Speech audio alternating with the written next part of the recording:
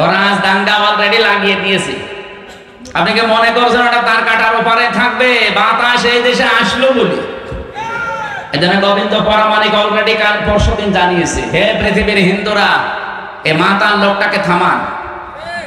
কারণ ও যা করছে এটা বিবেক বহির্ভূত কাজ। আমি আমার জায়গায় থাকবো, আমার সম্পদ নিয়ে, আমার জীবন ইজ্জত আবরু নিয়ে আমি না, ও সব এখন দখল করার চেষ্টায় আছে। আমাদের বাপ দাদা মুসলমান যারা, তারা হাজার হাজার বিঘা জমি জায়গা ওয়াকফ করে দিয়েছিল মসজিদ, মাদ্রাসা, খানকা, গোরস্থান, ঈদগার জন্য। অথচ এখন অবৈধ একটা আইন পাস করে সব দখল করে দিচ্ছে। দ্বিতীয় নম্বরে আমাদের পাশের প্রতিবেশী নামে কলঙ্ক।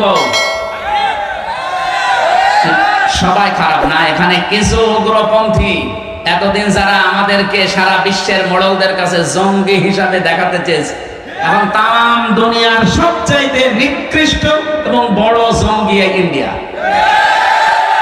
উগ্রপন্থী যারা, তারা মোদী যেহেতু উগ্রপন্থী,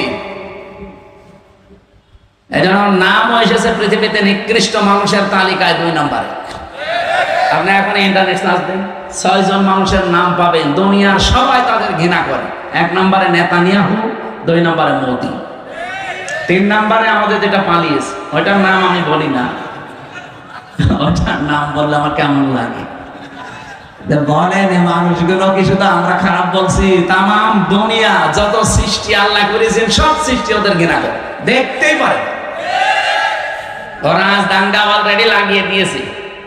আপনি কি মনে করছেন ওটা তার কাটার ওপারে থাকবে?